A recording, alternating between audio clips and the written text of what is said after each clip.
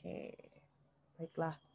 Waktu presentasinya 10 menit ya, Jo ya. Saya mulai ketika saya bilang mulai. Bentar, saya atur timer biar nggak lupa. Timer.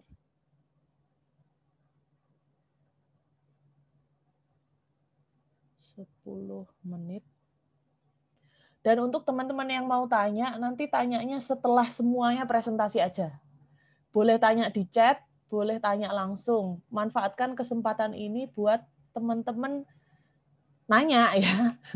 Karena kadang mungkin kami sebagai dosen juga belum tentu bisa menjelaskan dengan baik. Nah, yang bisa menjelaskan kan malah teman-teman yang sudah menjalankan magang ini ya. Kerjaannya gimana, cara daftarnya gimana, proses seleksinya bagaimana, susah apa enggak, capek apa enggak ya.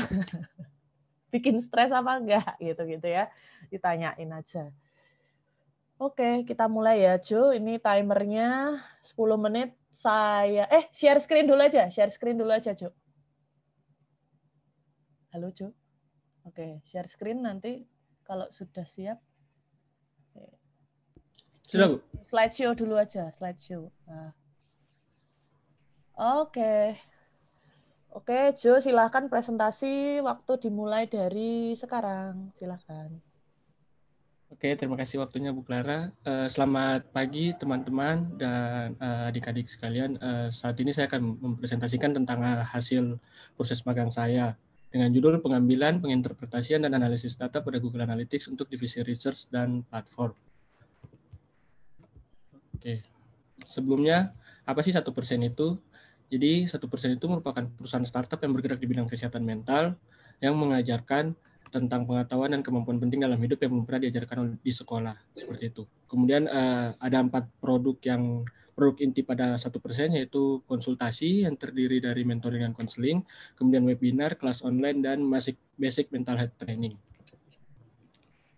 Kemudian ini adalah visi misi dari perusahaan, di mana visinya menjadikan semua orang menjadi hidup seutuhnya, dan misinya menjadikan semua orang berdaya dengan memiliki identity aware, active problem solver, and growth mindset. Kemudian ini adalah struktur organisasi dari PT 1% Edukasi. Karena PT 1% Edukasi merupakan perusahaan rintisan, jadi struktur organisasinya masih berubah-ubah. Tapi selama saya magang 3 bulan, yang saya tampilkan di PPT ini adalah struktur yang tidak pernah berubah sampai saya selesai magang. Seperti itu, di mana ada CEO, Chief of Product, Chief of Tech, dan Business Support. Seperti itu. Kemudian proses bisnis pada perusahaan. Ini merupakan alur proses bisnis untuk pemesanan produk layanan konsultasi, di mana hal tersebut dimulai ketika user masuk ke dalam website, kemudian memilih produk layanan yang ditawarkan, kemudian setelah memilih produk layanan yang ditawarkan, mengisi data diri, dan memilih paket yang ditawarkan, serta kemudian memilih metode pembayaran. Setelah memilih metode pembayaran, melakukan pembayaran, kemudian nanti akan diverifikasi oleh pihak 1%-nya. Kira-kira kalau misalnya pembayarannya udah benar-benar masuk, maka nanti akan dibuatkan jadwal antara psikolog atau mentornya dengan usernya, jadwal yang pas untuk melakukan konsultasi. Kemudian nanti user atau customer-nya nanti menerima jadwal dan selanjutnya mereka akan melakukan konsultasi seperti itu. Kemudian ini merupakan penjelasan progress book selama saya magang 3 bulan. Jadi di 3 bulan ini, selama 3 bulan saya berada di 2 divisi. Untuk bulan pertama sampai bulan kedua itu saya berada di divisi research, sedangkan untuk di bulan ketiga itu saya masuk di divisi platform website-nya.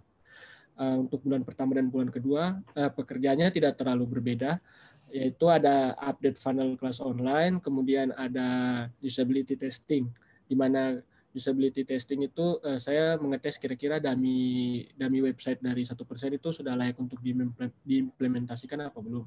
Kemudian kalau update funnel kelas online itu, jadi funnel itu seperti gambaran kasarnya itu aktivitasnya user di page produknya kelas online. Kira-kira berapa user yang masuk ke view produk, kemudian masuk ke view form sampai mereka melakukan transaksi seperti itu. Terus request research ini sebenarnya tergantung dari divisi yang ingin meminta request research sih.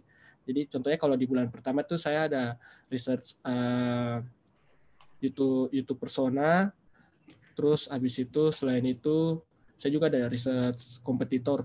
Research YouTube persona itu jadi kayak mantau-mantau viewersnya YouTube kira-kira tuh mereka masuk pada persona mana, sedangkan kalau yang kompetitor tuh cuman melihat website kompetitor sih, kira-kira tuh seperti apa website kompetitor. Terus kalau yang bulan kedua tuh request research-nya ada keyword YouTube, research keyword, kemudian sama marketing inisiatif. Jadi kalau marketing inisiatif tuh kita lihat kira-kira tuh marketing inisiatif yang sudah dilakukan sama perusahaan tuh kira-kira sudah berdampak belum. Itu datanya dilihat dari Google Analytics. Kemudian kalau yang research keyword itu kita cuma cari tahu kira-kira keyword topik apa yang lagi booming di YouTube terkait dengan psikologi, seperti itu. Kemudian bulan ketiga saya masuk di divisi platform. Tepat juga pada bulan ketiga tuh CEO kami minta untuk setiap divisi ada objective key result, di mana nanti semua objective key result itu mengarah kepada revenue, seperti itu. Jadi di divisi platform itu ada daily OKR-nya juga, itu saya yang melakukan update-nya terkait data-datanya, kemudian user acquisition, sama ada kalau misalnya saya ada di request sama PM platform untuk ngambil data dari Google Analytics, biasanya saya lakuin. Contohnya tuh kayak kemarin PM platformnya tuh minta saya buat nyari data dari Google Analytics terkait dengan kira-kira perbandingan visitor baru ke website sama visitor yang sudah lama ke website tuh kira-kira mana yang lebih menguntungkan sih, transaksinya lebih banyak yang mana gitu. Soalnya di minggu ke depan mereka ada decision untuk concernnya tuh lebih ke user baru atau user yang lama, seperti itu. Kemudian deskripsi pekerjaan secara umum saya sih berkutat di Google Analytics ya. Jadi pertama tuh mengambil data dari Google Analytics terkait performa website. Semua data di Google Analytics itu semua terkait performa website. Contohnya kayak misal jumlah visitornya berapa, kira-kira mereka berasal dari mana, terus kira-kira jumlah user yang menghabiskan waktu di website itu berapa lama, seperti itu sih.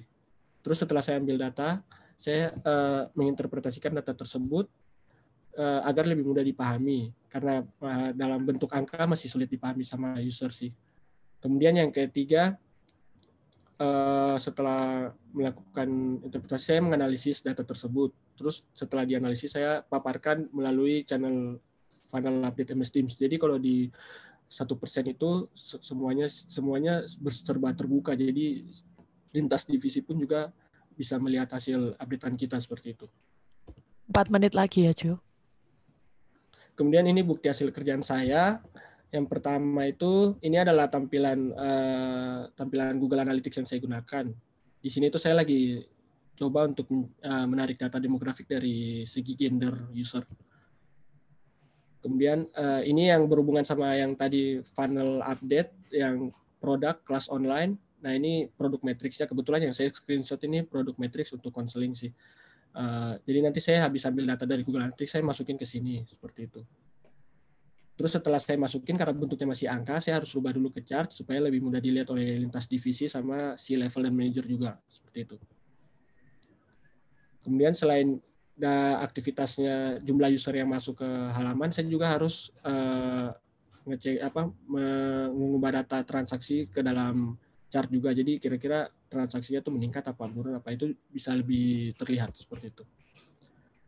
Kemudian setelah itu ini adalah bukti bahwa saya mengupdate di funnel MS Teams, di channel MS Teams. Datanya tuh diupdate seperti ini. Masih sama juga. Terus ini yang seperti saya bilang tadi ada objective key result. Ini merupakan dashboard objective key result dari platform sih. Jadi ini kayak kita lihat kira-kira tuh website berkembang nggak sih? Kira-kira misal kayak jumlah orang dari hari ke hari itu bertambah nggak? Terus kira-kira web ads, iklan di website kita tuh kira-kira mempengaruhi transaksi atau tidak, itu semua datanya masuk ke sini. Nah, terus selain itu juga kan saya juga sempat masuk di research, jadi saya juga melakukan riset terus dibuat dalam bentuk Google Slide seperti itu. Nah, ini contoh riset yang saya lakukan untuk melihat kira-kira marketing inisiatif untuk produk kelas online itu berpengaruh nggak sih? Bisa dilihat juga ada grafiknya tuh kira-kira naik apa turun, itu dibandingkan antara periode tertentu dan periode tertentu, seperti itu. Kemudian ada penerapan ilmu dalam magang. Untuk penerapan ilmu dalam magang, 3 mata kuliah ini sih yang saya rasa paling berpengaruh saat saya magang sih. Yang pertama, analisis bisnis. Soalnya karena saya juga berhubungan dengan analisis terkait data-data juga sih. Terus karena hasil analisis saya juga nanti kemudian menjadi acuan untuk mereka bikin decision making terkait pengembangan platform websitenya mereka sendiri, seperti itu. Kemudian analisis desain interaksi ini karena berhubungan dengan saya melakukan usability testing sih. Jadi melihat apakah website itu sudah user friendly apa belum, terus kira-kira sudah menarik apa belum, seperti itu. Kemudian komunikasi interpersonal, karena saya tidak hanya berbicara di lingkup divisi saya saja, tapi karena saya juga data yang saya paparkan juga itu akan dilihat oleh lintas divisi, sehingga saya harus menyusun komunikasi yang baik agar mudah dipahami, seperti itu. Kemudian manfaat di magang, yang pertama yang saya dapat adalah melatih tanggung jawab dan kedisiplinan, karena saya kan posisinya WFH, sehingga untuk itu saya harus bertanggung jawab untuk masuk tepat waktu, terus habis itu mengumpulkan tas yang diberikan juga tepat waktu, seperti itu. Dan juga dengan begitu saya juga melatih kedisiplinan, kayak misalnya tugasnya diberikan itu kira-kira deadline-nya segini, saya juga harus menyelesaikan tepat waktu, seperti itu. Kemudian mendapat pengalaman bekerja di startup.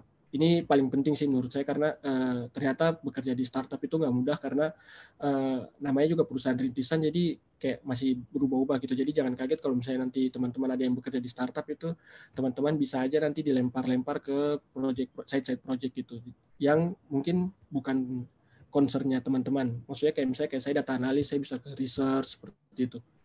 Kemudian mendapat ilmu baru, ya contohnya seperti penggunaan Google Analytics, seperti itu sih. Google Analytics, terus ada spreadsheet errors, di mana saya tuh mengambil data dari Google Analytics, terus dipindahin ke spreadsheet, itu nggak perlu secara manual, tapi diotomatisasi. Itu juga ada ilmu barunya yang saya dapat. Kemudian melatih untuk berpikir kritis, karena saya melakukan analisis terkait data yang saya ambil, jadi berpikir kritis itu sangat dituntut sih, karena kita melihat data-data tersebut, terus kayak kita analisis dari perspektif yang berbeda sih, tidak seperti yang semua orang. Seperti itu.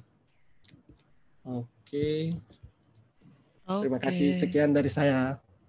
Oke, pas sekali ya, 10 menit.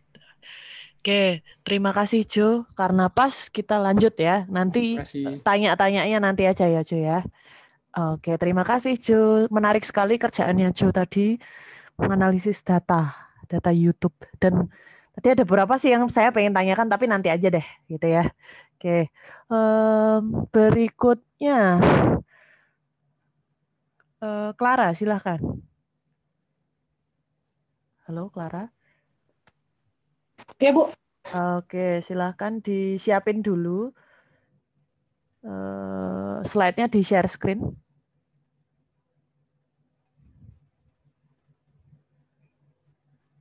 Ini ada Brigita ya. Brigita boleh on cam, Brigita? Karena ini yang presenter hari ini saya wajibkan on cam. Oke. Clara di share screen dulu ya. Ah, sudah.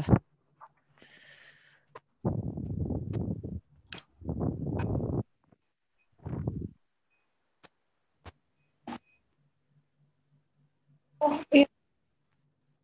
Halo? Belum, Bu. Masih loading.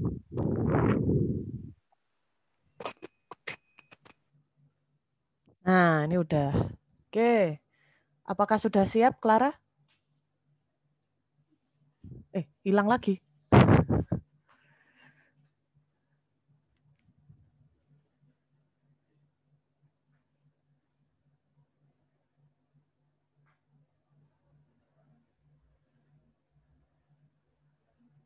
Nah, sudah siap? Halo? Clara?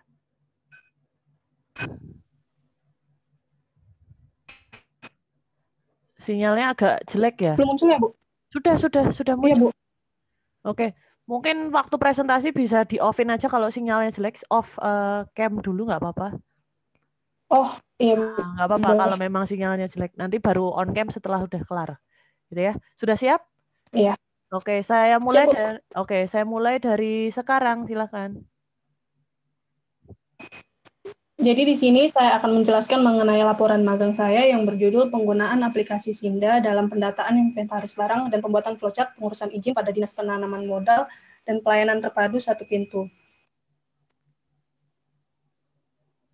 Yang pertama adalah deskripsi perusahaan. Dinas Penanaman Modal dan Pelayanan Terpadu Satu Pintu ini, atau biasa yang disebut Dinas Perizinan, merupakan instansi pemerintah yang mana bergerak dalam bidang perizinan dan penanaman modal.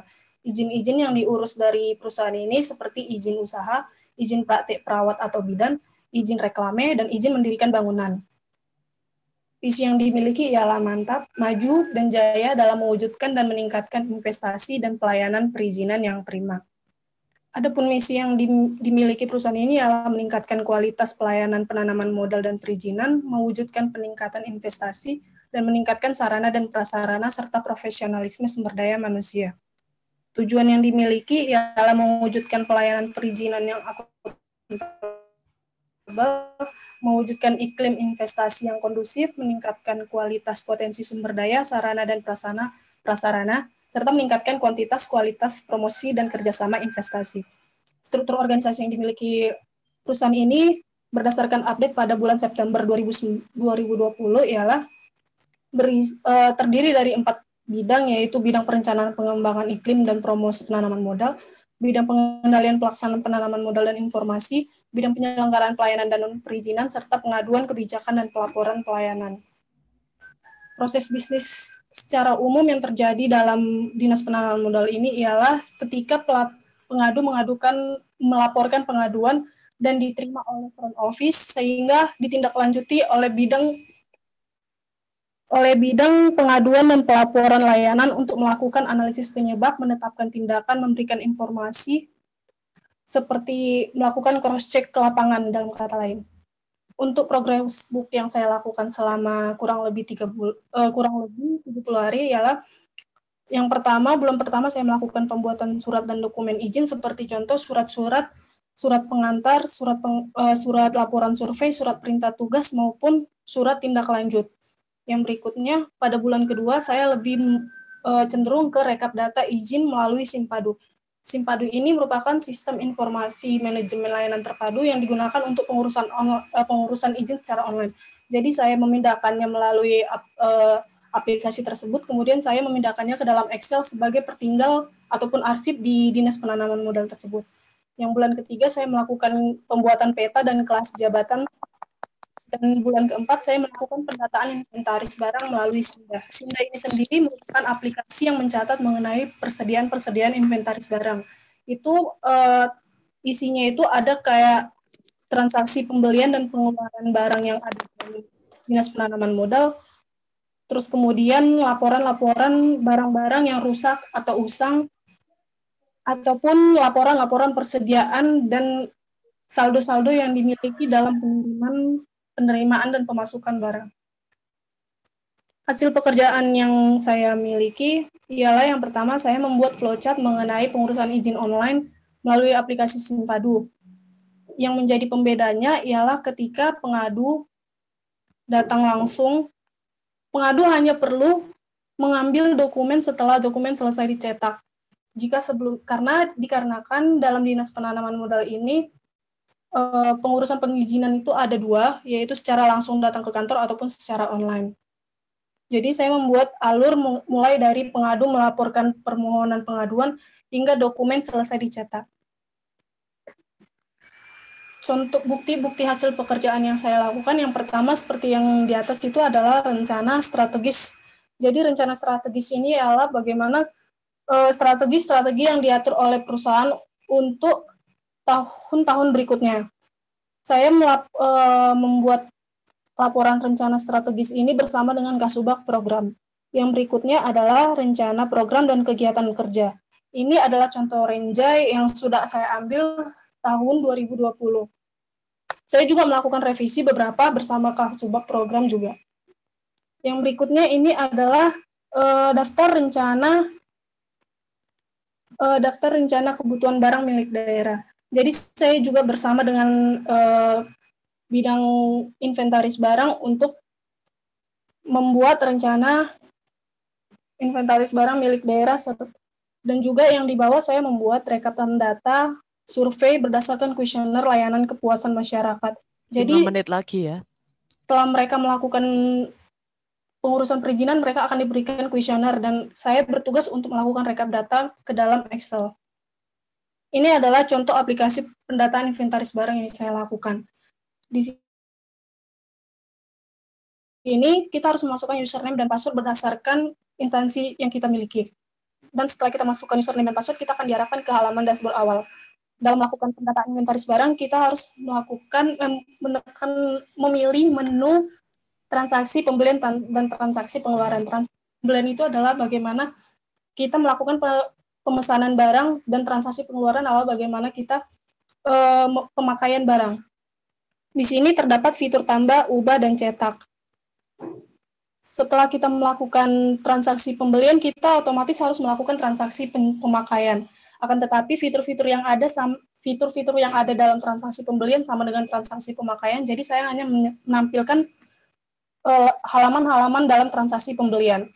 Setelah melakukan pendataan dalam transaksi yang sebelumnya, kita selanjutnya akan melakukan kita dapat melihatnya dalam laporan persediaan UAP KPB.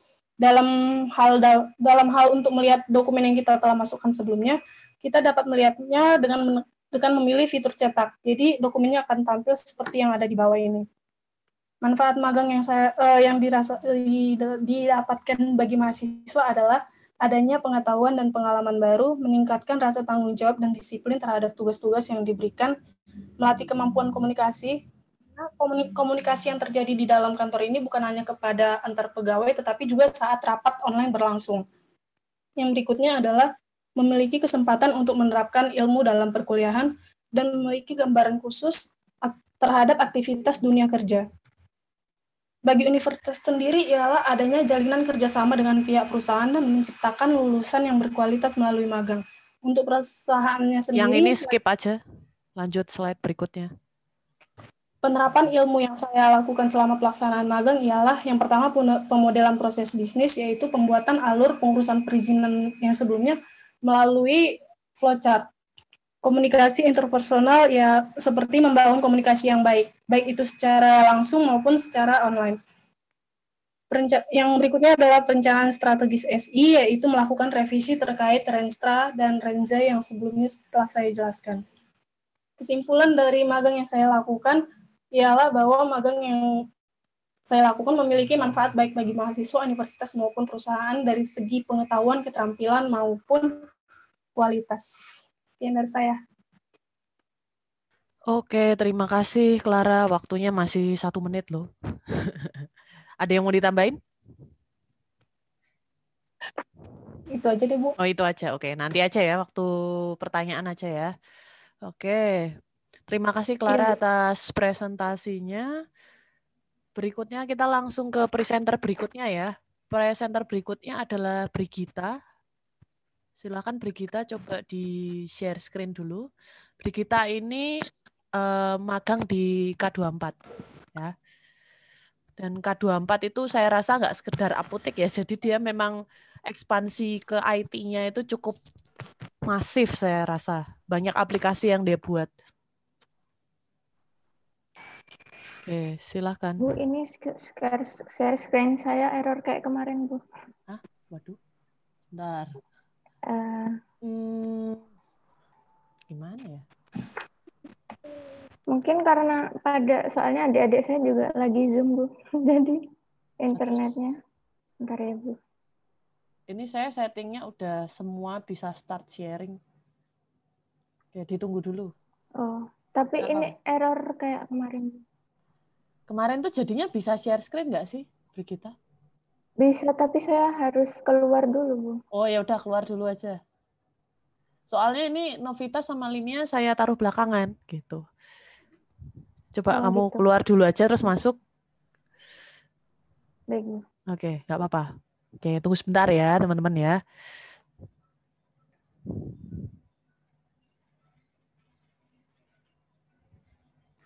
Di sini udah ada 20 partisipan ya. 6-nya adalah dari presenternya, 5 presenter dan 1 saya. Sisanya dari penontonnya, ada angkatan 17 nih paling banyak nih, supporter ya. Supporternya banyak sekali ya. Terus ada angkatan 18, halo Excel, halo Kelvin masih ada nggak ya? Ah, masih ada. Ada Siko, halo Siko. Halo. Halo, bagus sekali ya. Tonton nih, bagus nih yang hari ini. Oke, terus ada siapa lagi nih? Ada angkatan 2020, halo Tika. Walaupun masih jauh biar ada gambaran ya. Oke. Coba kita dicoba. Masih belum bisa, Bu. Ah, belum Di bisa. error, iya. Atau gini aja, kamu kirim filenya ke saya, nanti saya share screen, kamu yang jelasin gitu aja ya. Oh iya. Oke, yaudah. Sebentar. Oke.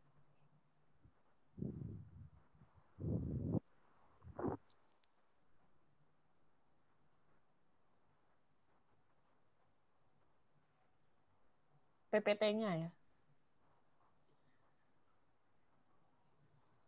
Teman-teman yang mau nanya, buat yang tadi sudah presentasi, kayak Joe di 1% sebagai data analis, ya, YouTube analis, macam-macam tadi.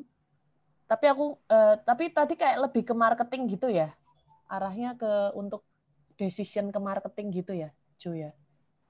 Ya sih Bu, memang karena mereka tuh startup tapi mereka masih belum ada investor, sehingga mereka memang berdirinya tuh dari revenue. Jadi semua arahnya ke revenue sih. Okay. Ya lebih ke marketing sih sebenarnya, pada akhirnya juga jadinya banyak marketing gitu di website. Iya, betul. Karena belum ada yang nanemin modal ya. Jadi duitnya cari Iya. sendiri.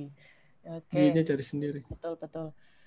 Silakan kalau mau nanya taruh di chat aja, nanti dibacain satu-satu ketika semuanya sudah kelar presentasi. Terus tadi yang kedua ada Clara itu di Dinas Penanaman Modal ya, di pemerintahan ya.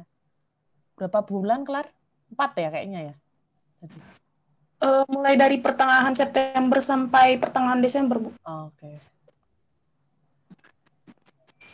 Jadi Clara membuat alur. Sudah gimana? Sudah.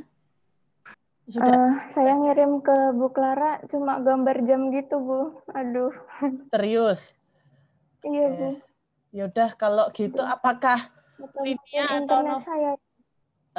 Ya udah dicoba kirim dulu ke saya lewat WA boleh, email boleh. Ini mungkin Limia sama Novita dulu aja ya. Oke, Limia Novita tadi sudah pesen duluan, nggak apa-apa ya. Lanjut aja. Ini mau siapa duluan nih? Bebas, Bu. Saya juga itu, Bu. Ya, bebas. Oke, mungkin yang masuk duluan tadi ya, Limia dulu aja, silahkan. Oh iya. Oke. Udah ketampil, Bu? Bentar, saya belum Sebentar, belum. Oke. Silahkan mulai. Nanti waktunya menyesuaikan dari saya aja, nggak apa-apa. Saya sambil lihat, sambil menyesuaikan waktunya, tenang aja. Silahkan. Oh, oke. Selamat pagi semuanya. Jadi sebelumnya perkenalkan, nama saya Limia Kristiani dari Angkatan 2017. Jadi pada pagi hari ini itu saya akan menjelaskan mengenai laporan magang saya dengan topik utamanya itu Automated Testing Service API menggunakan Catalan Studio, manual testing, dan pembuatan SIT script pada aplikasi Amos di Astra Credit Companies. Sebelumnya saya akan menjelaskan sedikit. Jadi PT Astra Credit Companies atau ACC merupakan perusahaan pembiayaan mobil dan alat berat. Jadi mana mereka memiliki visinya become the first choice financing company with total solution, dengan misinya to promote credit for a better living. Jadi di situ mereka juga menawarkan kredit kepada pelanggannya. Ada 3 macam, ada mobil baru, mobil bekas, dan multiguna. Lalu di sebelah kanannya ada logo dari perusahaannya. Lalu di sini ada proses bisnisnya, yaitu lebih fokusnya ke pengajuan kreditnya. Dimulai dari customer-nya itu memilih tipe pengajuan kredit yang ada 3 macam tadi, lalu mereka mengisi formulir, lalu menyiapkan dokumen-dokumen yang diperlukan. Setelah itu pengajuannya jadi dan akan diproses oleh ACC. Nah, di ACC ini mereka bakal mengecek apakah pengajuan dapat diterima atau enggak. Kalau misalnya enggak, itu bakal langsung ditolak dan dikabarkan ke customer-nya yang selesai. Kalau misalnya diterima, itu bakal dicek lagi apakah tipe dari pengajuannya itu adalah multiguna atau mobil. Kalau misalnya mobil dan diterima, dia bakal dikonfirmasi ke customer-nya. Kalau misalnya multiguna, dia akan melakukan pengecekan kembali oleh surveyor. Jadi mana itu pengecekannya ke lokasi rumah, tempat usaha, dan tempat pekerjaannya. Lalu kalau misalnya selesai survei dan hasilnya itu emang benar-benar layak dikasih kredit, bakal dikonfirmasi kalau mereka diterima. Kalau misalnya enggak, ya langsung ditolak dan selesai. Kalau misalnya udah gitu, customer-nya bakal lanjut membayar angsurannya. Lalu di sini ada struktur organisasinya. Ini dari bagian eksekutifnya aja. Ada Pak Siswadi sebagai CEO dan dibantu oleh deputi dan shift-shift bawahnya. Karena kebetulan ini magangnya di IT, jadi semua tugas-tugasnya tentunya bertanggung jawab ke Pak Muhammad Farau selaku Chief IT dan Business Development Officer. Lalu selanjutnya saya akan menjelaskan secara garis besar progres Bu sama saya magang. Dimulai dari bulan Agustus itu lebih kayak ke bulan-bulannya pengenalan dan masa training sebagai QC atau quality control. Di situ tuh lebih kayak kita tuh diajarkan bagaimana sih kita tuh sebagai tester atau kita tuh mencari bug atau mengetes suatu aplikasi gitu. Itu menggunakan baik manual ataupun secara otomatis dengan bantuan aplikasi seperti Katalon. Lalu di bulan September ini udah mulai dibagi-bagi project, di mana yang pertama tuh saya ada project paperless, itu tuh projectnya manual testing. Lalu ada project ACC1, ini itu saya melakukan automated testing dengan Katalon Studio. Lalu di bulan Oktober juga masih sama di project ACC1. Lalu di bulan November ini saya udah dimasukkan ke dalam project baru, yaitu project ACCMI X Amos, di mana di sini saya melakukan testing otomatis pada service API menggunakan Katalon Studio, lalu manual testing pada web aplikasinya, lalu setelah itu saya membuat SIT script. Kemudian pada bulan Desember, ini saya masih lanjut di proyek yang sama, selain melakukan manual testing dan pembuatan SIT script, saya juga melakukan penginputan kontrak sesuai dengan skenario yang dibikin, dan membuat manual guide. Lalu pada bulan Januari, di proyek yang sama juga, ya, tapi ini udah hampir rampung, jadi hanya menginput kontrak aja, lalu melakukan review pada manual guide yang dibikin pada bulan sebelumnya. Lalu baru-baru ini saya dimasukin ke proyek baru lagi, itu tuh proyek ACC1 ACC.co.id, saya melakukan manual testing. Lalu ini kerjaannya tapi hanya berfokus pada salah satu proyek yang dimana di sini pertama ada automated testing service API, ini merupakan tampilan dari Katalon Studio. Yang dimana sebelah kiri ini adalah objeknya, lalu di sebelah kanan ini ada test case-nya. Jadi test case itu tuh lebih ke alur bagaimana sih kira-kira Katalon ini melakukan testingnya. Jadi kita bikin alurnya step by step-nya gitu. Lalu setelah itu ada data file, ini itu sebagai data. Jadi test case itu nanti kalau ada inputan, itu dapatnya di sini. Kemudian ketika si test case ini sudah selesai dibikin dan data file udah kita bikin, ini tuh kita satuin menggunakan test suite. Jadi kalau misalnya nggak ada test suite, ini nggak bakal bisa bersatu gitu, intinya gitu. Lalu setelah kita running, kita execute gitu test suite-nya, saya melakukan penginputan di sini, baik dari waktu detik, terus kapan saya melakukan testingnya. Lalu selanjutnya ada manual testing. Ini itu sebelum melakukan testing itu kita harus mengetahui terlebih dahulu kira-kira rekrutmen dari usernya seperti apa aja sih, kira-kira patokan kita melakukan tes itu seperti apa. Jadi kita harus baca dokumen-dokumennya atau user recruitment-nya gitu. Lalu setelah kita membacanya, kita harus ngetesnya juga ya. Jadi di sini itu ada contohnya. Ini yang sebelah kiri ini adalah tampilan dari, yang sebelah kiri ini adalah tampilan dari ketika menemukan bug. Jadi mana harusnya sebelah kiri itu halaman ketika edit, dia harusnya edit, bukan add. Jadi kita laporin, dan nanti ketika udah diperbaiki oleh developer akan menjadi di sebelah kanan. Kemudian dari segi mobile, ini salah satunya juga. Jadi di sebelah kiri itu merupakan bug, karena warna 779, kan kita nggak tahu itu warna apaan gitu. Jadi setelah kita laporin juga, dan di fixing, nanti akan menjadi seperti di sebelah kanan. Lalu yang terakhir ini dari segi datanya juga, jadi ketika kita misalnya kita melakukan klik daftar atau klik OK gitu, itu harusnya dari sebelah kiri, ini kotakin yang di bawah ini, berubah menjadi sebelah kanan ini. Nah itu kalau misalnya berubah, berarti itu berjalan dengan baik. Kalau misalnya nggak berubah, itu termasuk dalam kategori bug, dan itu ada tipe-tipenya kayak kecil, menengah, dan besar. Dan itu merupakan tipikal besar gitu. Lalu setelah kita mencari bug dan sebagainya, kita jangan lupa laporin ke sini gitu. Setelah dilaporin, kita juga masukin buktinya gitu. Lalu yang terakhir ini ada bukti ketika melakukan penginputan kontrak. Jadi itu ketika melakukan penginputan kontrak ini, saya dan teman saya kebetulan berdua Itu kami mengikuti skenario yang dibikin oleh kakak-kakak pembina magangnya di sini gitu. Lalu setelah itu ada pembuatan SIT script, jadi kayak semacam script dari alur-alur fungsi yang ada di aplikasinya gitu. Ini mengikuti formatnya, kurang lebih seperti ini tampilannya. Dan summary ini dapatin dari ketika kita membuat test case di sini. Kemudian manfaat magang ini saya hanya bahas dari segi mahasiswa aja. Jadi kalau mahasiswanya tentunya kita dapat menerapkan ilmu dari perkuliahan, melatih tanggung jawab kita, dan berkomunikasi secara baik itu dengan orang lain, dengan pembina, dengan teman-teman. Terus mendapat pengetahuan baru pasti, dan memperoleh gambaran secara tidak langsung dunia kerja itu bagaimana, apalagi di QC. Lalu penerapan ilmu. Di sini saya ada nerapin pemodelan proses bisnis. Di sini kepakainya itu pas membuat flowchart dari proses bisnis yang di awal-awal tadi, terus juga ketika mempelajari alur proses bisnis dari suatu aplikasi.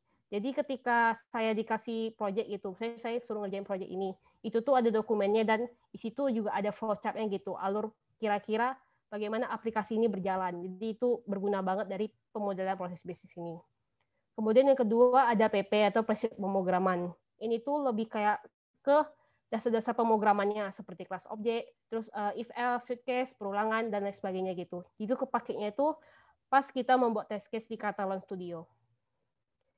Lalu ada ADI, ini ketika melakukan testing. Jadi kita dari segi tampilannya terutama itu kepakai banget paradigma dan prinsip usability dan perancangan GUI.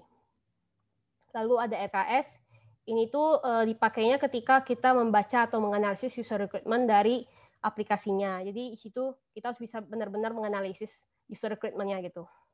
Lalu ada komunikasi interpersonal, ini kepakainya banget ya karena kita berkomunikasi terus dengan pembina magang, dengan teman-teman di project maupun lead dari project yang memimpin project tersebut. Lalu ada sistem basis data. Ini tuh kepakai ketika saya tadi mengakses database, itu kita menggunakan query. Lalu yang terakhir ada PBO, ini kurang lebih sama dengan prinsip pemrograman, cuma di sini saya ada nambahin exception handling. Ini tuh kepakai di Catalan. Tapi belum tentu semua pakai sih, tapi kalau saya pribadi, saya ada pakai ini di pas membuat test case di Catalan. Kurang lebih sekian, terima kasih. Oke. Ternyata masih sisa loh, Lim, waktunya. Oh. Masih sisa 30 detik ya. Ternyata. Oke, baiklah. Terima kasih, Lim, kalau gitu. Nanti aja kita bahas bareng-bareng ya. Oke, Brigita gimana jadinya? Brigita gimana? Ini Bu, sudah. Nah, sudah bisa. Coba dulu ya. Oke.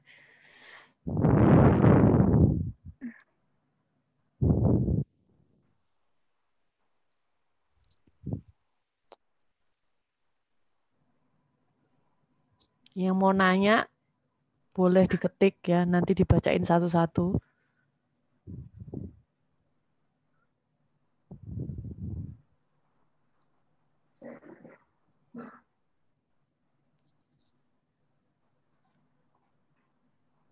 Sudah bisa belum, Bu? Lagi loading, sebentar ya.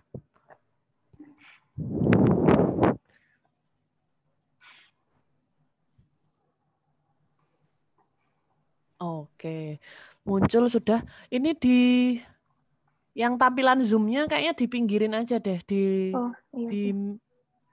apa sih, di escape atau di close aja. Nah, soalnya itu nutupin. Nah, kamera-kameranya itu kayaknya di view deh, view. Nah, ya, lumayan lah. Oke, sip. Sudah siap? Sudah, Bu. Oke, baiklah. Silakan Brigita dimulai presentasinya mulai dari sekarang.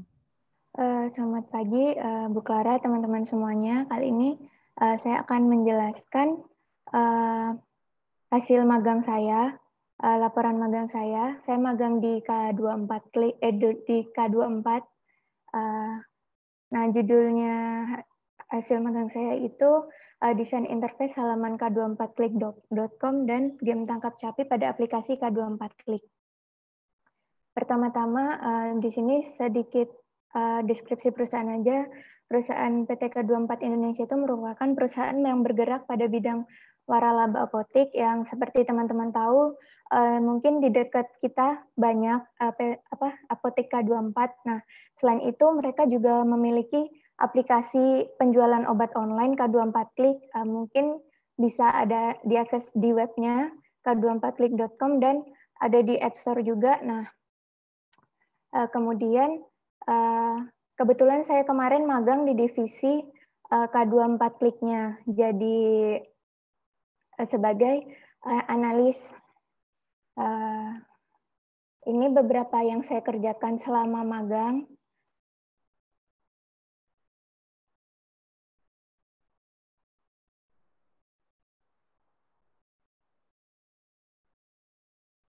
Nah, di sini saya akan memaparkan hasil pekerjaan saya selama magang. Salah satunya itu saya mendesain interface web k24klik.com. Yang pertama itu sebelumnya di sini pihak K24 itu meminta saya menggunakan prinsip Gestalt sebagai acuan, di mana ada 9 prinsip Gestalt yang antara lain itu similarity,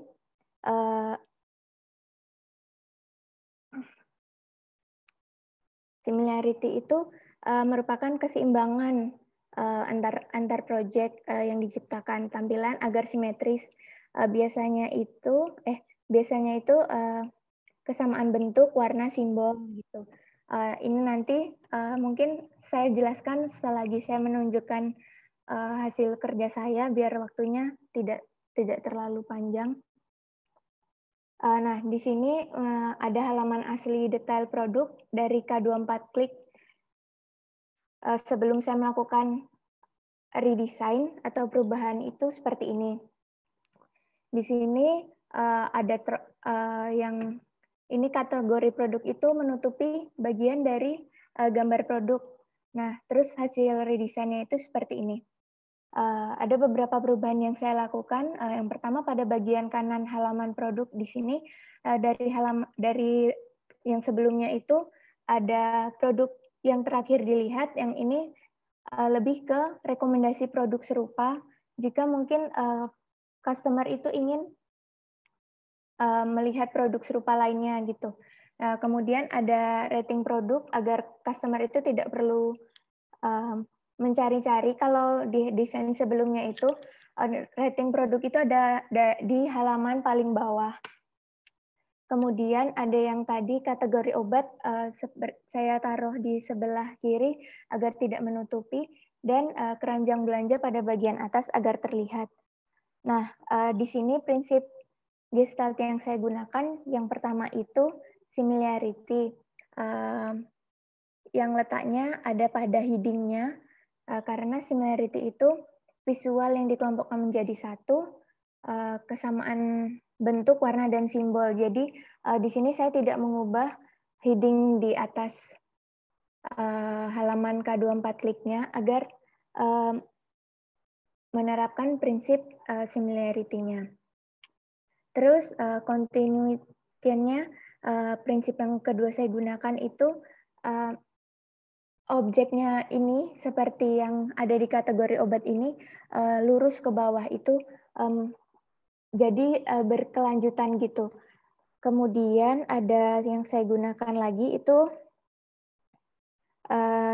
ada common fate dan common region seperti yang ini, ada produk serupa ini, itu kan dikelompokkan menjadi satu.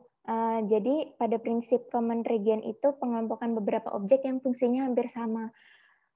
Begitu. Selanjutnya, desain yang selanjutnya itu halaman feed admin. Nah, di sini kemarin itu ada omongan bahwa K24 itu ingin membuat fitur baru seperti yang ada di dasarnya seperti feed pada Instagram, atau kalau teman-teman pengguna Shopee juga di situ ada halaman feed yang isinya untuk mengunggah beberapa konten yang berisi promosi atau pengetahuan-pengetahuan terkait, kalau K24 ya terkait dengan kesehatan begitu. Mereka meminta saya, kebetulan saya kan berdua dengan Sandra. Nah, Sandra membuat halaman yang untuk aplikasinya dan saya membuat halaman untuk adminnya. Nah, di sini untuk adminnya itu seperti ini bisa digunakan beberapa fungsi seperti untuk menambahkan kontennya atau menghapus. Ini juga ada view untuk view pada halaman ketika nanti konten diunggah itu seperti apa dan hapus. Nah, seperti itu. Kemudian saya juga mendesain game tangkap cepi.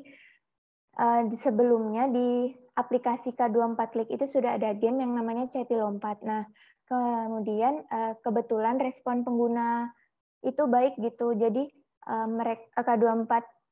pihak K24 ingin berinovasi membuat game lainnya agar pengguna itu semakin tertarik. Nah, ya jadi saya mendesain kebetulan di in-game-nya.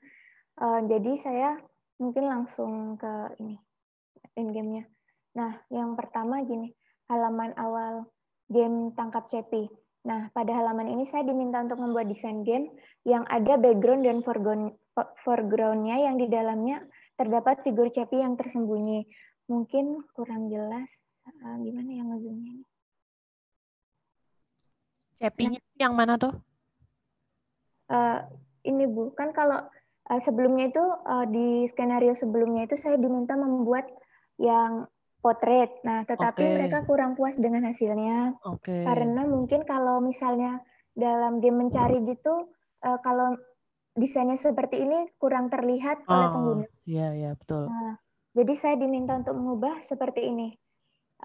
Jadi landscape, dan ini misalnya kalau teman-teman lihat ada kecil-kecil ini. Nah, jadi seperti itu. Itu yang dicari di sini.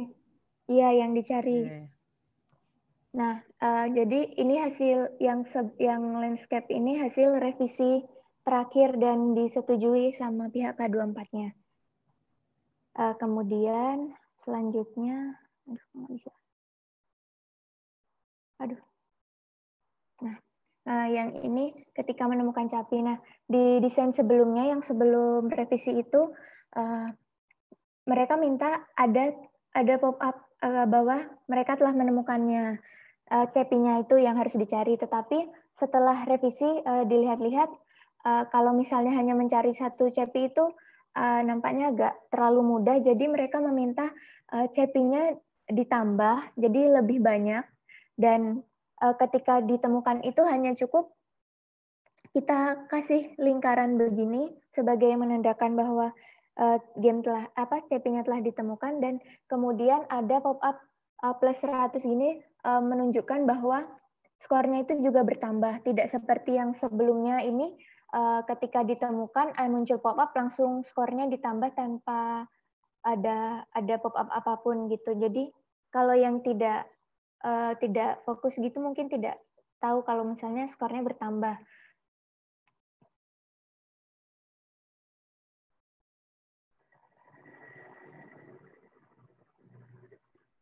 Nah, yang kemudian ini waktu bermain habis. Nah, ketika waktu bermain habis itu nyawa atau kesempatan bermain yang digunakan itu berkurang. Jadi di sini di desain sebelumnya itu tidak ada pemberitahuan apapun. Jadi ketika waktunya habis, otomatis bintangnya langsung berkurang 1. Nah, kemudian setelah direvisi akan muncul pop-up seperti ini.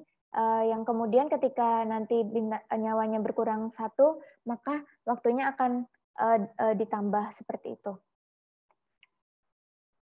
Nah, kemudian ini ketika nyawa atau kesempatan bermain habis akan muncul pop-up seperti ini. Nah, di sini tidak ada revisi yang terlalu menonjol, jadi hanya perubahan dari potret ke landscape.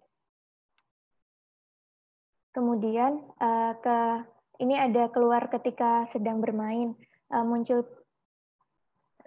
muncul pop-up seperti itu, dan ada option di situ.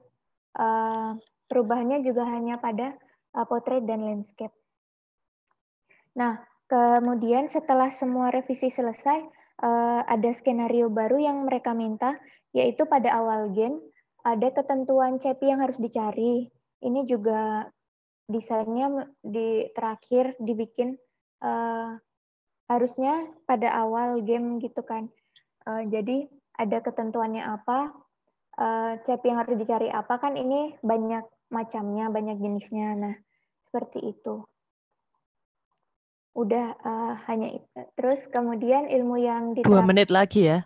Itu yang pertama ada ADI, Analisis Desain Interaksi. Waktu ketika mendesain interface dari web dan gamenya. Kemudian yang jelas mata kuliah komunikasi interpersonal, di mana digunakan ketika sedang berkomunikasi dengan karyawan di sana, ketika meminta dan berdiskusi tentang pekerjaan juga. Kemudian ada mata kuliah pemodelan proses bisnis. Nah, di sini sebelum saya mendesain dari game CP-nya sendiri, saya juga menyusun IRD flowchart terkait dengan game tersebut. Cuma datanya tidak ada di saya, kebetulan ada di teman saya, jadi saya tidak memasukkannya ke sini. Sudah sekian dan terima kasih dari saya. Oke, terima kasih Brigita. Berikutnya presenter terakhir ya. Atta, silahkan bisa ditampilkan. Baik, Bu. Oke. Atta dan Limia ini perusahaannya Udah kelihatan ya, sama Bu? ya. Oke, boleh, sudah. Apakah sudah siap? Sudah. Oke, kalau sudah siap, waktunya bisa dimulai dari sekarang. Silakan. Selamat pagi teman-teman. Di sini saya akan mempresentasikan hasil pelaksanaan magang saya dengan topiknya API Automation Testing dan Manual Testing pada Project Databank di Astra Credit Companies. Sebelumnya saya akan menjelaskan sedikit tentang profil perusahaan dari ACC sendiri.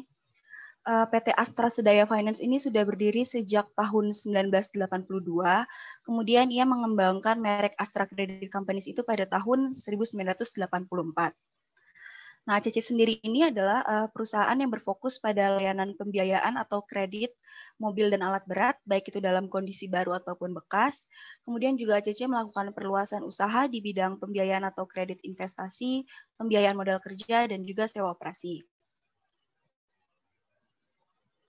Visi dari Astra Credit Company sendiri adalah become the first choice financing company with total solution, dengan misinya adalah to promote credit for a better living.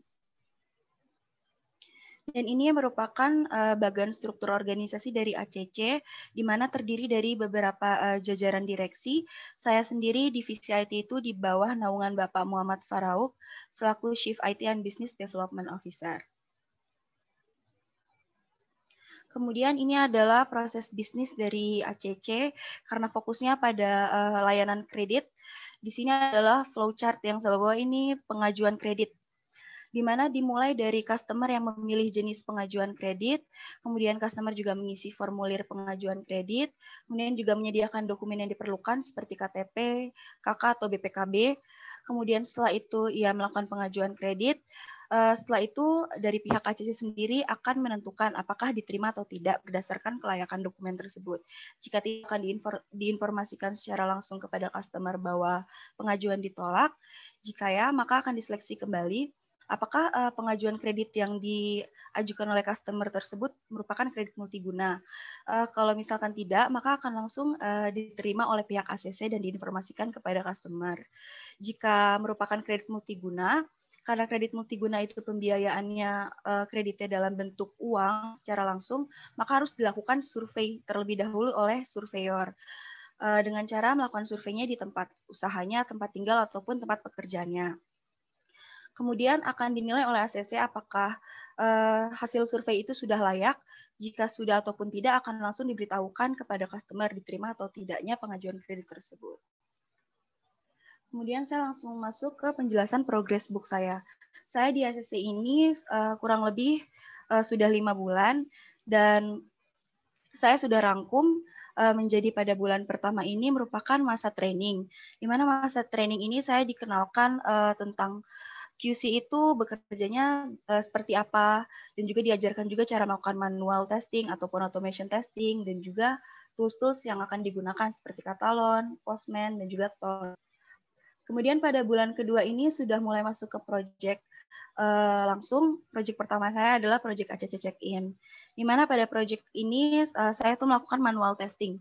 Manual testing yang saya lakukan itu dari sisi user tentunya dengan cara saya mengamati ataupun menggunakan website atau aplikasi tersebut. Kemudian saya mencari bug atau bug hunting bisa kita sebut. Tentunya kami juga menyocokkan dengan dokumen spesifikasi requirements-nya. Kemudian pada bulan ketiga ini saya melakukan manual testing juga, sama seperti project sebelumnya. Kemudian juga ada penambahan melakukan API testing, di mana API testing ini juga untuk mengecek apakah fungsi dari API yang sudah di-build oleh developer ini sudah layak dari sisi performance, security, functionality, dan lain-lainnya.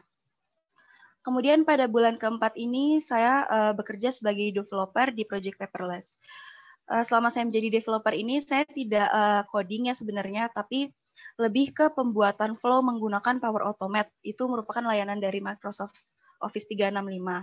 Di situ saya membuat mengotomatisasi proses manual sebelumnya di ACC itu seperti kalau di ACC kalau mau mengajukan proyek divisi-divisi di ACC itu dia harus mengisi form dulu melalui Google Forms.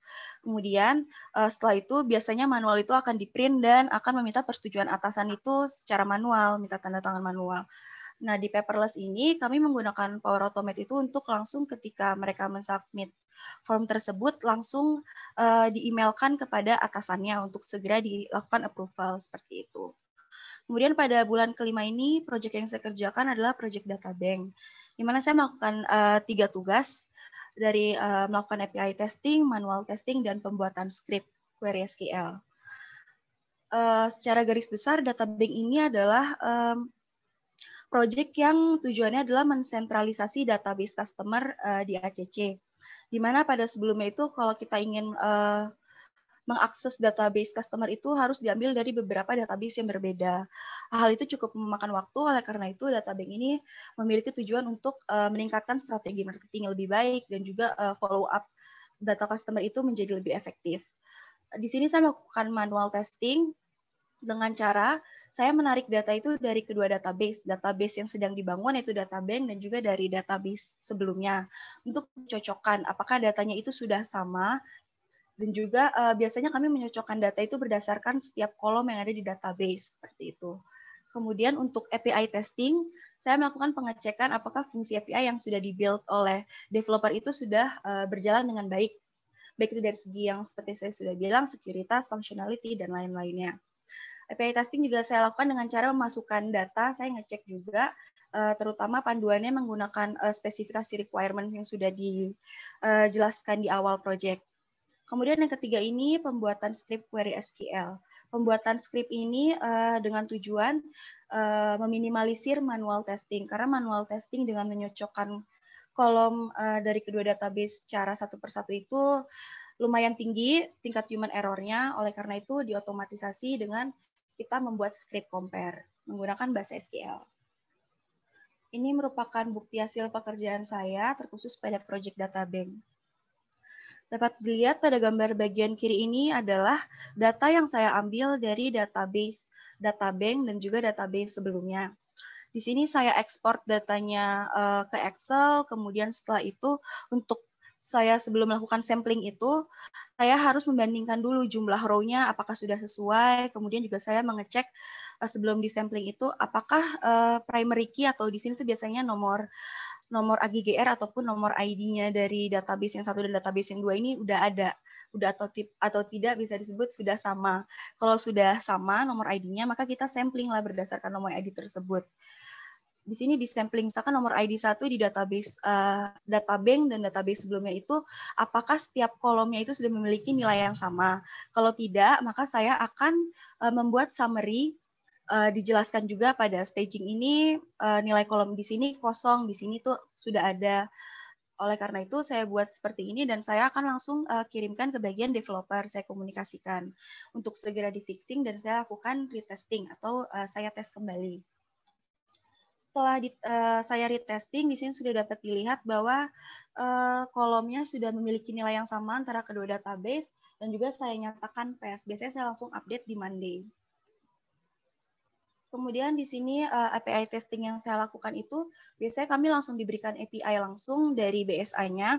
Kemudian kami hanya langsung melakukan pengecekan API tersebut melalui aplikasi Postman. Dengan cara apa? Biasanya body-nya itu udah ada, seperti yang dilihat di gambar sebelah kiri. Saya hanya akan menginputkan data ataupun menarik data dengan kondisi get atau insert. Kemudian setelah itu, saya juga harus memperhatikan bagian output dari ketika saya mengeksekut API tersebut. Apakah berhasil atau tidak. Tentunya data yang saya inputkan atau saya insert itu harus sesuai dengan spesifikasi requirements. Kemudian jika sudah, dari Postman saya akan beralih ke Toad untuk mengakses database-nya. Apakah data yang saya insert itu sudah benar masuk ke database? Kalau sudah, saya harus mengecek juga apakah datanya sudah sesuai dengan yang saya inputkan. Begitu juga dengan kondisi get. Kemudian setelah itu saya juga melakukan automation testing untuk API di Katalon dengan pembuatan test case, sama seperti yang Limia lakukan. Saya membuat test case ini menyesuaikan dengan kondisinya.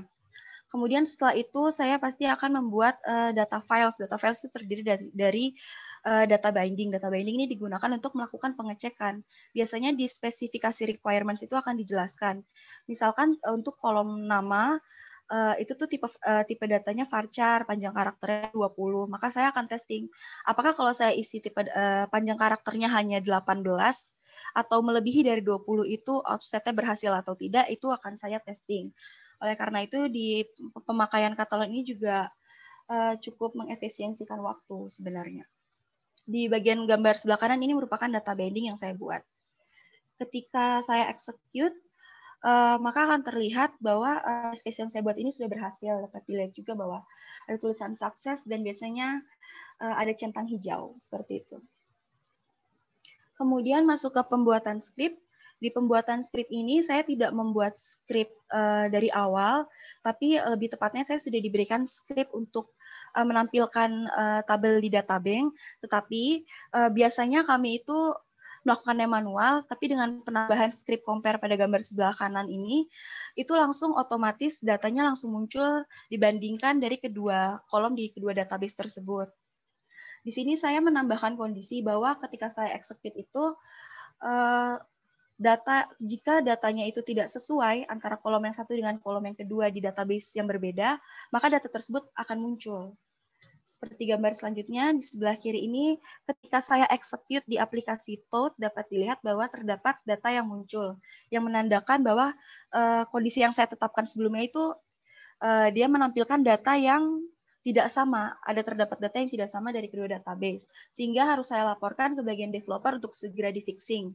Di bagian gambar sebelah kanan ini, ketika saya lakukan retesting ulang, saya execute ulang script-nya, sudah dapat dilihat bahwa sudah tidak ada lagi data yang tidak sama, dengan dapat dinyatakan pass atau sukses.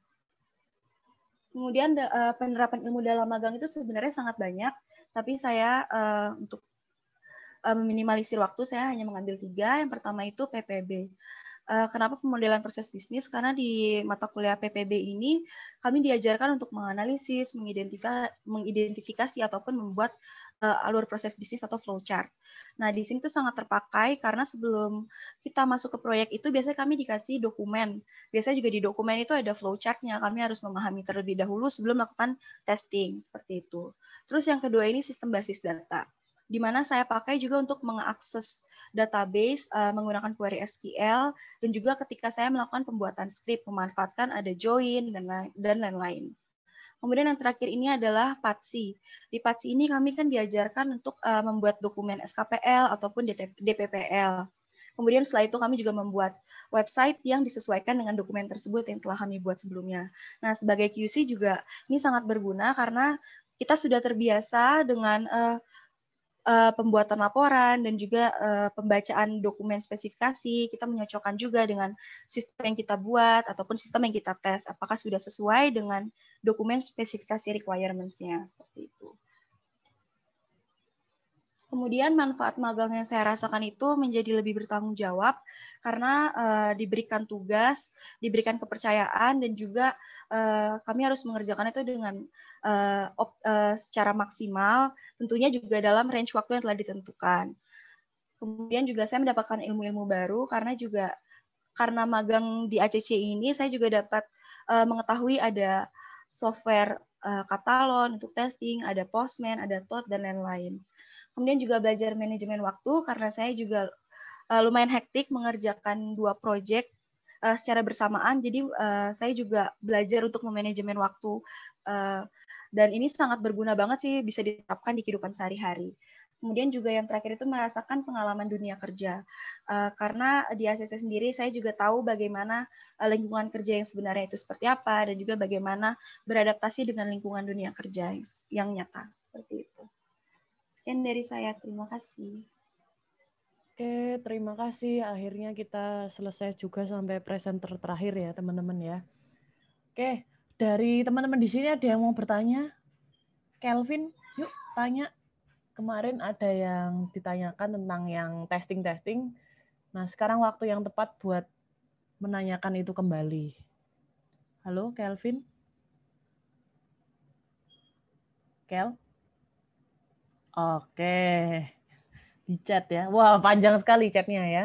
Oke.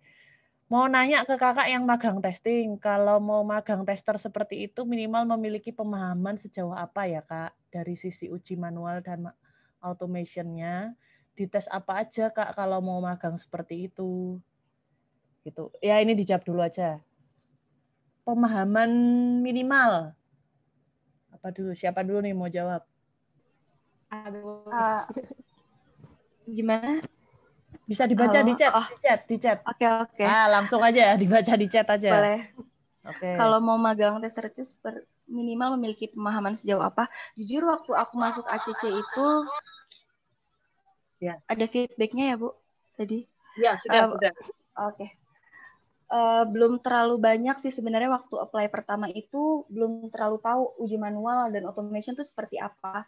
Tapi tentunya sebelum apply dulu pasti saya searching dulu. Oh seperti ini, seperti itu. Jadi dan nggak usah takut juga sih karena kalau di ACC sendiri ya terkhusus di ACC, kalau kamu juga belum punya pemahaman dari untuk melakukan testing itu nanti ada 1 bulan masa training, nanti itu juga diajarkan secara detail, dikasih tes-tes yang dari levelnya dari yang lumayan mudah sampai yang lumayan sulit, itu tuh udah di 1 bulan pertama. Seperti itu sih, Bu. Dan kalau dites apa aja, kalau mau magang seperti itu, kalau kemarin sih, kalau di ACC sendiri, nggak ada yang, tesnya itu tes ini. Lebih ke wawancaranya itu ke pemahaman kita sih Bu, lebih ke udah pernah tahu Katalon atau belum, seperti itu biasanya yang ditanya. Kalau saya biasanya jawabnya jujur ya, daripada nanti udah bilang tahu, tapi ternyata pas ditanya test case itu apa, malah nggak bisa jawab, jadi pasti saya jawab kayak, sebenarnya saya tahu Pak, tapi kalau untuk cara penggunaannya belum terlalu mendalami, karena baru sebatas searching. Saya seperti itu sih Bu. Oke. Mungkin ada yang mau ditambahkan dari Limia? Pemahaman sejauh apa minimal? Ya mungkin intinya kita harus bisa menganalisis sih. Terus juga intinya kita tuh jangan pernah takut untuk mencoba. Soalnya kayak Atta bilang itu sebenarnya jangan takut sih kalau saya nggak tahu apa-apa gitu. Karena jujur waktu saya pertama kali daftar itu modal nekat. Karena nggak tahu kan. Dan juga karena kita kejar-kejaran cari tempat magang, apalagi pandemi gitu.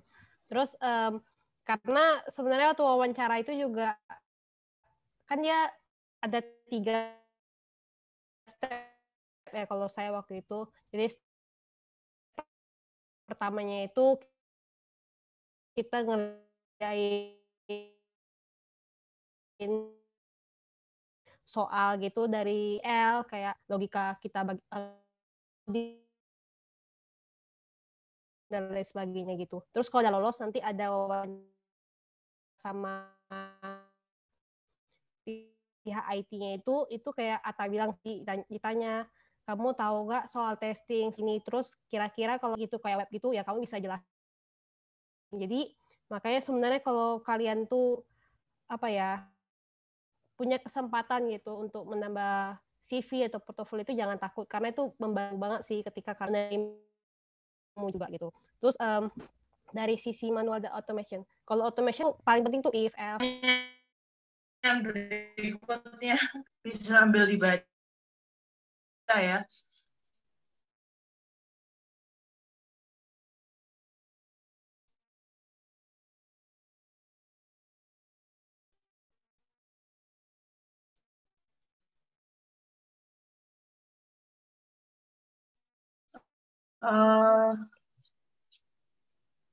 Nah,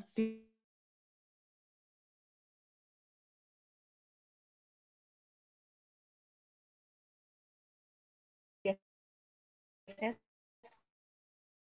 seperti itu ketika kita sudah biasanya testing kayak gitu sih. Skenario ada bikin positifin sebanyak-banyak mungkin kemungkinan yang bakal terjadi gitu. Jadi sebenarnya di QC itu pas awal-awal tuh kan kami juga training, terus ada bug hunting itu besar-besaran. Nah itu sebenarnya kita tuh disuruh kayak mencari sebanyak-banyak mungkin gitu possibility yang terjadi di aplikasinya. Misalnya kita isi field username panjang lebar panjang gitu, terus kita isi asal-asal. Itu tuh kira-kira bisa tembus nggak? Terus kalau misalnya nggak tembus ada pop-up-nya nggak, itu kita cek semuanya sih. Jadi itu kita tesnya sebanyak-banyak mungkin gitu. Soalnya kalau kita dikit-dikit ya dibilang kayak grup virusnya. Pemrogramannya sebenarnya lebih ke logika aja sih sebenarnya, karena bahasa pemrograman apapun kalau logikanya nggak dapat ya sama aja sih sebenarnya. Tuh. Makanya dari mata kuliah prinsip pemrograman sampai PBO tuh PBO tuh pakai banget sih di sini logikanya. Terutama juga exception handling. Seperti itu. Tuh. Mau pakai automation berarti harus API-nya menyesuaikan lagi ya.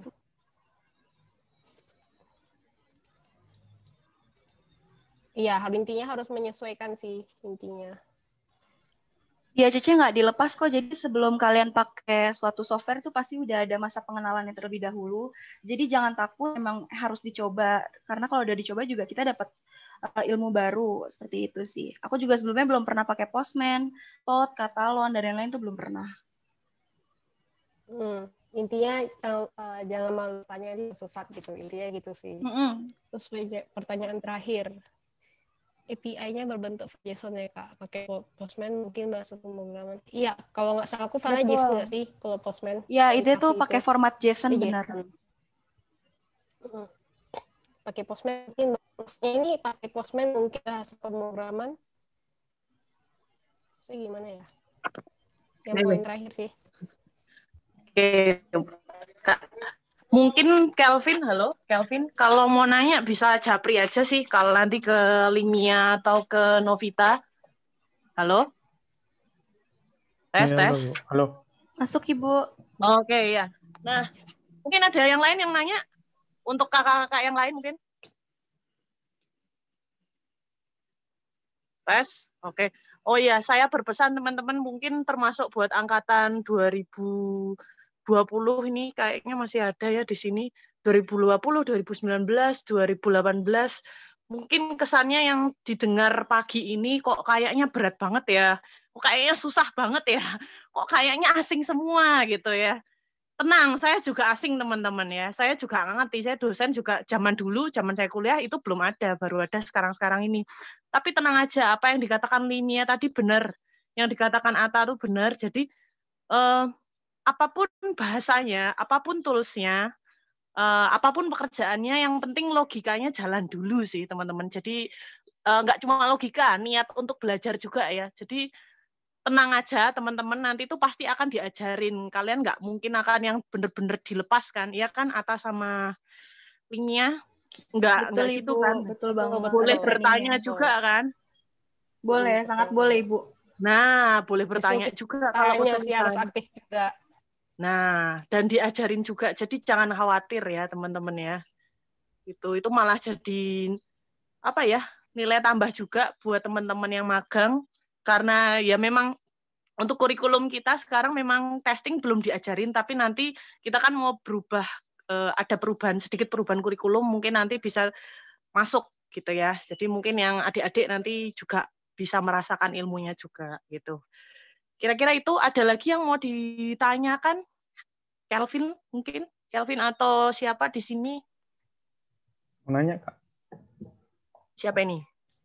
Kelvin. Oh, Kelvin. Silakan. Lanjut aja. Misalnya kalau pakai Python begitu, ke bagian sana, bagian robot framework itu bisa nggak? Kurang tahu sih, kalau QC kayaknya nggak gitu deh. Mungkin developer mungkin. Iya, betul. Penny, kalau di QC nggak terlalu gitu. Ini ada di bagian developer.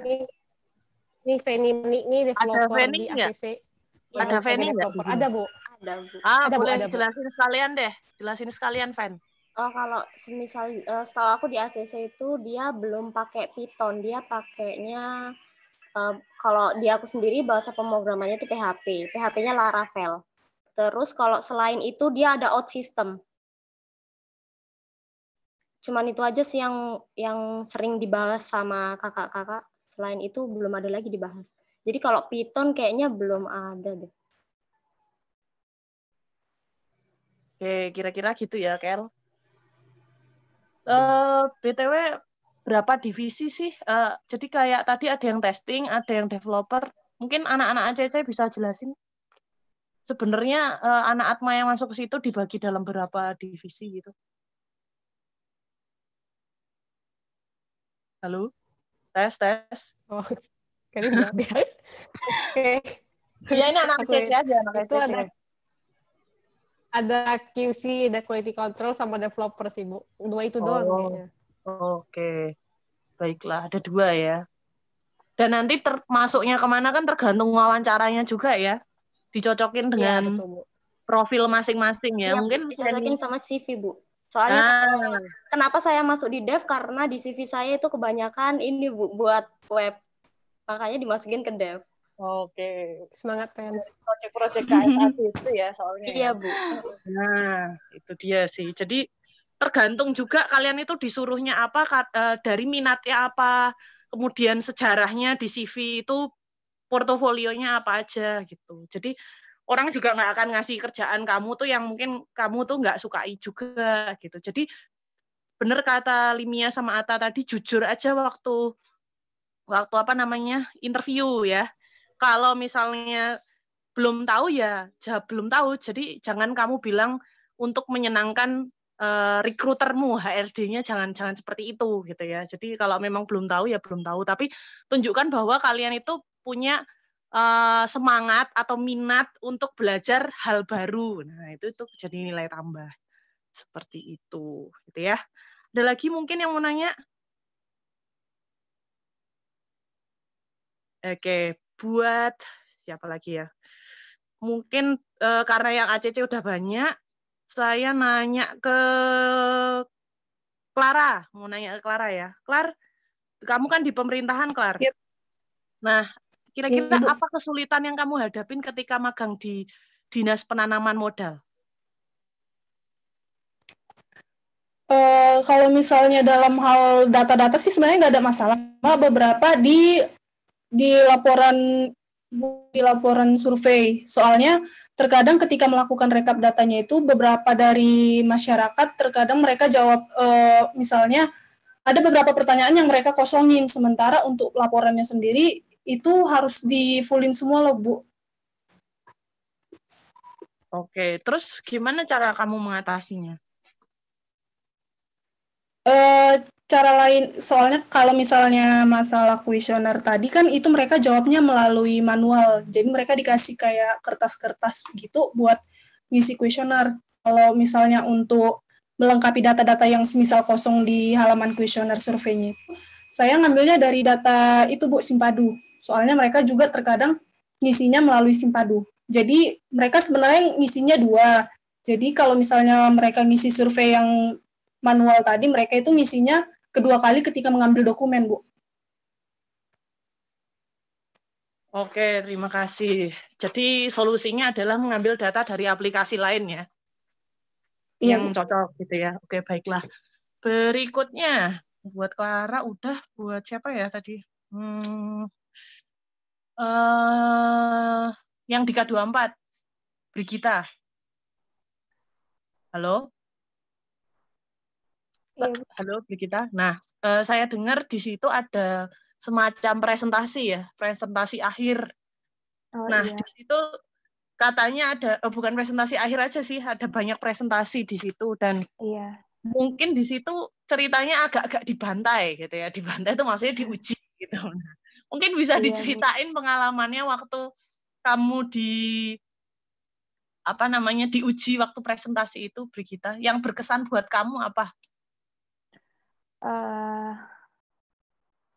Jadi kita kemarin itu saya ada beberapa presentasi, Bu. Yang pertama itu kan kami diminta desain fit tadi. Sebenarnya itu kan bukan cuma desain doang, jadi ada kita bikin IRD-nya, kita bikin flowchart-nya bagaimana, kita merancang prosesnya itu gimana gitu. Sama game-nya juga. Nah, lebih ke apa ya, Bu? Kan masuk sana saya daftarnya jadi quality assurance. Nah, terus pas di sana ternyata saya sama Sandra itu ditaruh di bagian analis. Nah, berdua bareng. Terus lebih ke apa ya, Bu? Kita diminta lebih ke UI UX, ke aplikasi, ke webnya mereka gitu. Jadi karena yang pada dasarnya nggak ada mendesain, maksudnya nggak ada ilmu dasarnya kan, Bu. Jadi lebih ke pertamanya kaget, tapi lama-lama ya kebiasa. Mereka minta perbaiki saya kan juga testing, Bu, manual testing aplikasi sama web itu juga. Jadi mereka lebih ke yang ini kan gini nih solusinya gimana, nggak cuma minta bug-bugnya aja. Menurut kalian solusinya gimana? Coba kalian bikin solusinya kayak gitu sih, Bu. Lebih ke kayak gitu. Oke, terima kasih ya. Terakhir buat Jo ya. Dari magangmu ini, apa yang menurutmu bikin kamu paling frustasi? Paling susah gitu. Yang bikin kamu nggak bisa tidur berhari-hari karena mikir tugasnya gitu. Atau apalah, ini mungkin saya rada lebay ya. Pokoknya yang tugas paling sulit gitu aja deh. Tapi akhirnya kamu bisa hadapi itu. Sebenarnya kalau tugas paling sulit sih, saya nggak tahu sih itu bisa dibilang sulit atau enggak, tapi kadang-kadang tuh mereka request research-nya tuh kayak sesuatu yang kita nggak bisa dapati gitu loh, Bu. Misal contohnya kayak, saya nggak tahu sih, tapi saya pernah disuruh buat melakukan riset terkait kira-kira tuh konten apa sih yang paling menarik, konten blog sastra yang paling menarik di Indonesia. Kayak gitu. Terus abis itu kayak saya bingung kan, karena itu kan juga nanti berhubungan ke konten blog sastra yang paling menarik di Indonesia, wow. Iya, kayak gitu. Itu waktu saya masih di divisi research sih, sebelum masuk ke platform. Karena waktu di platform saya kan udah fokus ke data, memang benar-benar ke data doang. Terus pas yang research blog itu, saya tuh agak bingung sih, Bu, karena saya juga kan nyari-nyari di internet kira-kira web yang apa namanya, yang posting tentang blog itu web apa aja gitu. Emang ada sih, cuman memang juga kurang menarik juga sebenarnya. Jadi agak bingung juga gitu. Maksudnya kurang menarik tuh, peminatnya tuh sedikit gitu. Terus saya bingung kayak saya mau naruh di apa namanya, di hasil risetnya, tapi nanti giliran waktu ditaruh ini juga sebenarnya kalau dilihat juga nggak terlalu menarik karena peminatnya dikit juga kayak gitu. Jadi saya bingung gitu. Ya, itu juga agak frustasi sih. Terus sama selain itu juga kami di 1% juga ada namanya side project. Side project itu ada yang side project yang benar-benar ditentuin, ada yang tiba-tiba nanti kita di chat aja gitu di Teams kayak, boleh minta tolong dong masuk ke grup ini, nanti kita ngobrolin tentang ini kayak gitu.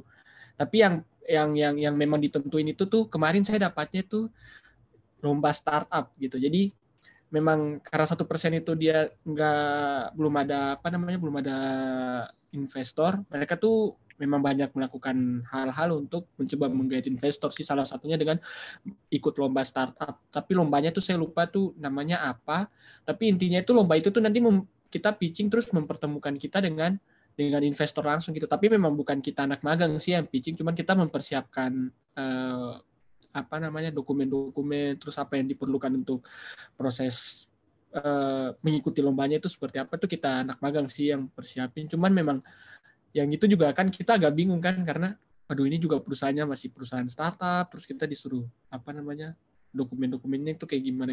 Jadi ya memang agak sulit juga sih. Terus kebetulan juga pada saat itu juga ada kendala juga sih di perusahaan, makanya sempat side project-nya juga terbengkalai juga akhirnya karena memang langsung ditutup semua kan itunya. Gitu sih. Selain itu nggak ada masalah sih Bu. Mereka ya kuat-kuat aja sih sebenarnya. Iyalah, kuat lah. Oke Jo.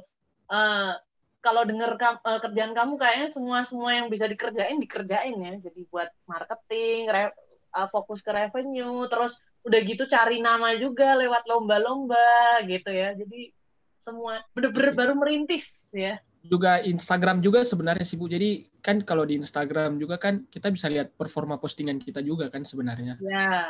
Di Instagramnya akun 1% itu juga saya juga sempat juga analisis gitu kira-kira karena kan berhubungan dengan marketing inisiatif ya. Jadi memang saya juga langsung akhirnya tuh ngakses semua sosial medianya mereka mulai dari LinkedIn, dari ini kira-kira apa sih yang mereka lakuin tuh selama ini gitu-gitu sih. Okay. Terus dilihat ke revenue-nya tuh meningkat nggak dari hasil ini kayak gitu sih. Oke, terima kasih Ju. Terima kasih buat presenter hari ini. Kita foto dulu yuk. Foto dulu buat dokumentasi aja. Oke, 1, 2, 3. Oh, langsung ada yang keluar nih. Oke, nggak apa-apa.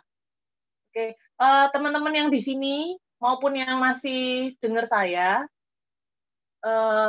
ya, dua-duanya dengar saya ya. Teman-teman presenter dan bukan presenter, pengalaman kerja kalian banyak banget dan ini kalian jauh lebih keren dibanding waktu dulu sebelum magang dan sekarang kalian jadi kayak terlahir jadi orang yang lebih baru lah ya.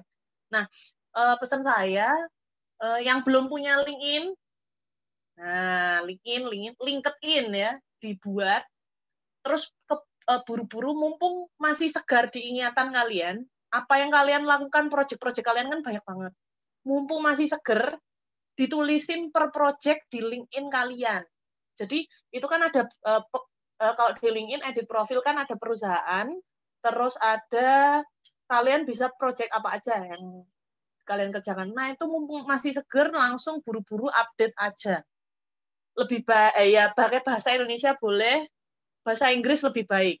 Tapi misalnya nggak bisa bahasa Inggris, bahasa Indonesia jelasin dengan lengkap gitu di situ. Kalau perlu kasih misalnya ada capture gambar atau foto bukti, masukin aja. Misalnya webnya pun bisa diakses, masukin aja linknya. Pokoknya masukin semua di situ project-project kalian, apa yang kalian lakukan. Misalnya di project apa kan, misalnya ada detailnya ya, itu poin-poinnya tulisin aja. Melakukan ini, melakukan itu, melakukan ini, gambarnya ini, dibuktikan ini, waktunya ini, sampai ini. Tulis dengan lengkap. Thank me later ya. Berterima kasihlah pada saya nanti. Soalnya itu kalau kalian tunda-tunda itu bakal lupa. Nah, ya ada yang skip. Oh ya. Grace ditulis juga ya. Jadi apa yang kalian lakukan sekecil apapun, bahkan ketika kalian volunteering buat suatu hal yang mungkin nggak ada hubungan sama kerjaan kalian, misalnya kalian di kerjaan itu disuruh jadi panitia, misalnya ini contoh ya, bukan online ya, buka bersama, itu tulis aja di situ gitu kan, itu suatu bentuk kegiatan volunteer juga gitu. Itu sih ditulis. Jadi apa yang hubungannya sama kerja sama yang tidak, asalkan di situ ada keterlibatan kalian, itu masukin aja di situ teman-teman. Mumpung belum lupa ya. Oke. Kira-kira itu aja. Terima kasih teman-teman sudah mau sharing dan mau direkam. Nanti saya minta izin buat upload ya di YouTube. Oke. Semoga lancar buat magang yang memang masih lanjut, dan buat yang mau, ini pasti semester depan TA ya. Semangat terus, ada yang mungkin belum jalan, ada yang masih milih-milih judul, ada yang mungkin sudah jalan, nggak masalah, masih ada waktu, 1 semester lebih nih masih semester depan tuh mulainya tanggal 15, teman-teman ya. Masih tanggal 15 Februari, masih banyak waktu, terus juga apa ya? Oh ya, mungkin pesan saya nih, mulai susun proposal. Kalau proposalnya udah siap, nanti bisa langsung upload ke si Bima, ya. Syukur-syukur udah ada nama calon dosen pembimbingnya. Tapi kalau belum ada nggak apa-apa, nanti kita assign-in ya, sesuai dengan dosen-dosen yang available dan cocok. Gitu. Jadi itu ya proposal. Jadi PR kalian habis ini proposal ya. Ya itu aja. Terus apa lagi ya? Udah itu aja ya teman-teman. Terima kasih. Selamat siang ya. Stay safe. Gitu. Nanti ditunggu nilainya. Oh sama ditunggu di si petanya dulu ya. Jadi nilainya nanti saya inputnya via si peta. Jadi otomatis kalian harus input si peta. Gitu ya. Buat Linia sama Novita nanti karena suratnya lama, silakan hubungi saya aja gitu ya. Tapi kalau minggu ini masih saya tunggu sih. Kalau udah mulai masuk minggu depan, nah hubungin saya aja nanti gitu ya. Oh minggu ini masih saya tunggu. Itu batas input si petanya kapan ya, Bu? Makanya ini tunggu dulu minggu ini suratnya keluar apa enggak gitu ya. Nanti kabarin sampai Jumat lah maksimal, sampai Jumat. Kalau belum keluar, oke, Bu. Kasih tahu aja ke saya gitu ya. Oke. Jadi kami daftar si petanya tunggu sampai surat keluar ya, Bu? Sampai Jumat aja deh. Jadi Jumat itu suratnya keluar apa enggak? Kalau enggak keluar, kasih tahu saya. Ya. Oke, gitu Bu. aja. Baik, Bu. Yuk, yang penting udah ujian, udah tenang kan? Oke, terima kasih teman-teman. Terima kasih juga Bu Clara. Terima kasih Terima teman-teman. kasih, Bu. Terima kasih Bu.